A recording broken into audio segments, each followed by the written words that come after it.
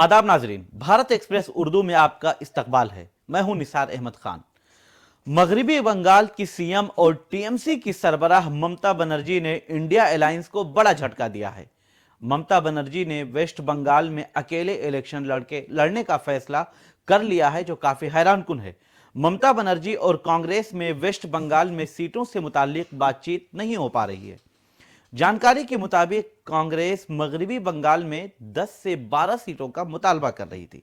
वहीं ममता बनर्जी ने 2 सीट से ज्यादा देने के लिए कतई तौर पर राजी नहीं थी। ममता बनर्जी ने कांग्रेस के रवैये पर इजहार अफसोस करते हुए रियासत में अकेले लड़ने का ऐलान कर दिया है।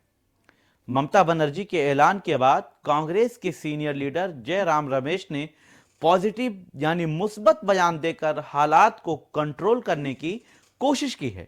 उन्होंने कहा कि जब हम लंबे सफर पर चलते हैं तो कभी रास्ते में स्पीड ब्रेकर और लाल बत्ती आती हैं, लेकिन हम उसको पार कर लेते हैं। लाल बत्ती हरी हो जाती है, सफर जारी रहता है। उन्होंने कहा कि ममता बनर्जी के बगैर इंडिया अलायंस का तस्वुर नहीं है। वाज़ेह रहे कि बंगाल में सीट शेयरिंग तो मुद्दा रहा ही है, लेकिन कांग्रेस लीडर अधीर रंजन चौधरी टीएमसी पर मुसलसल हमला करते रहे हैं।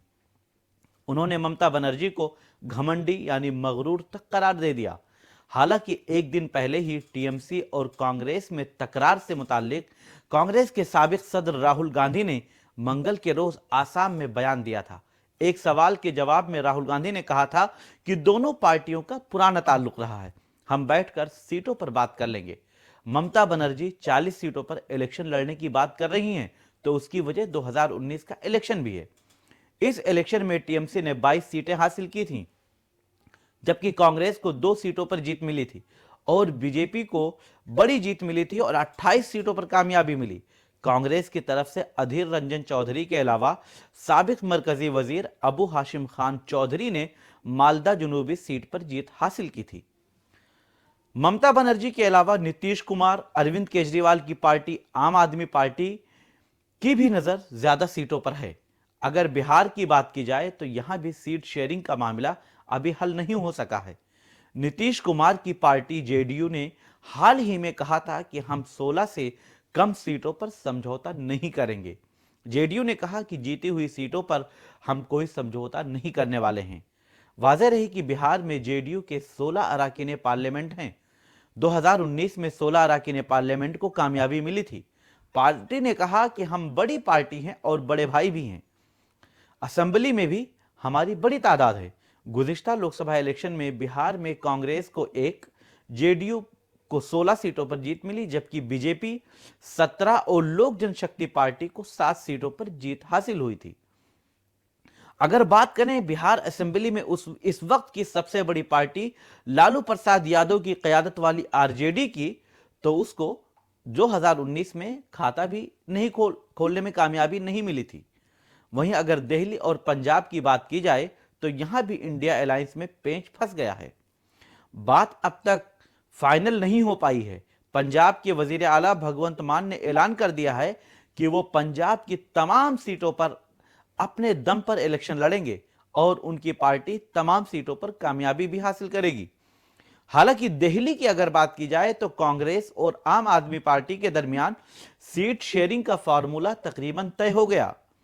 एक फार्मूले के मुताबिक आम आदमी पार्टी दिल्ली की 4 सीटों पर इलेक्शन लड़ेगी, जबकि कांग्रेस 3 सीटों पर अपने उम्मीदवार उतारेगी।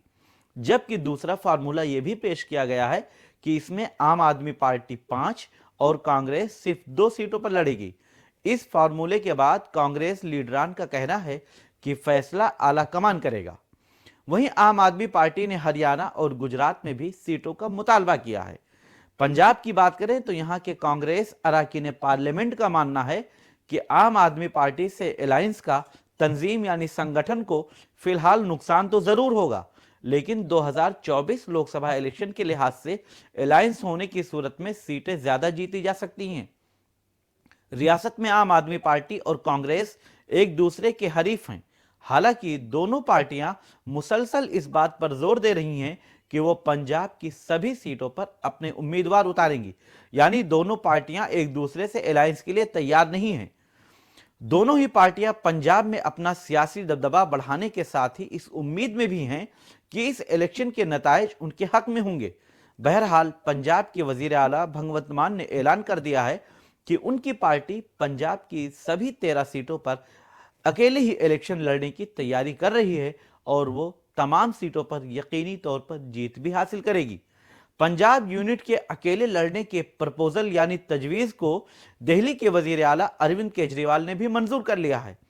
जराये के मुताबिक आम आदमी पार्टी सीट शेयरिंग से मुतालिक कांग्रेस के रवैये को नामुनासिब करार देकर पंजाब में अलायंस करने से इनकार कर सकती है। इस पर बात भी हो चुकी है।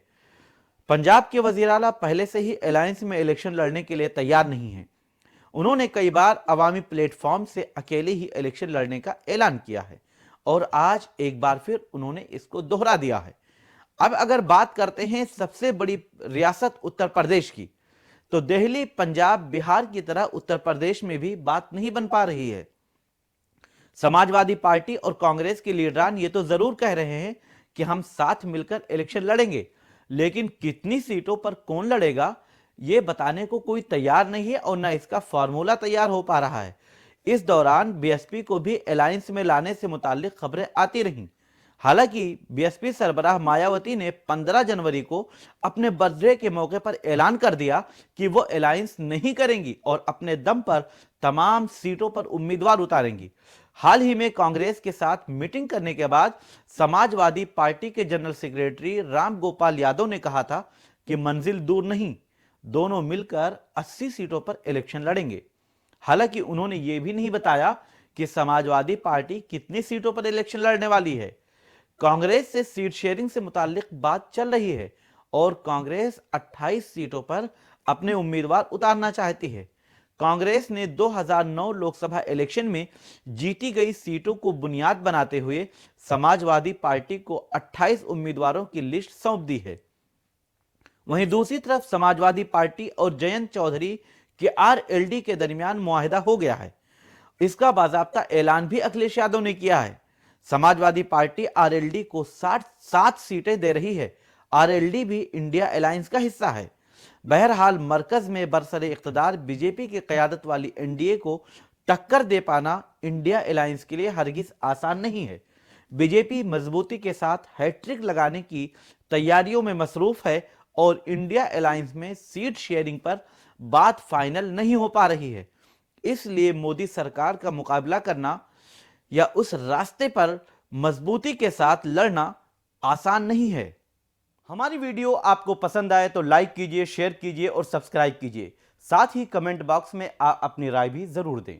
और हां, अगर फेसबुक पर आप वीडियो देख रहे हैं तो हमारे पेज को फॉलो करना ना भूलें।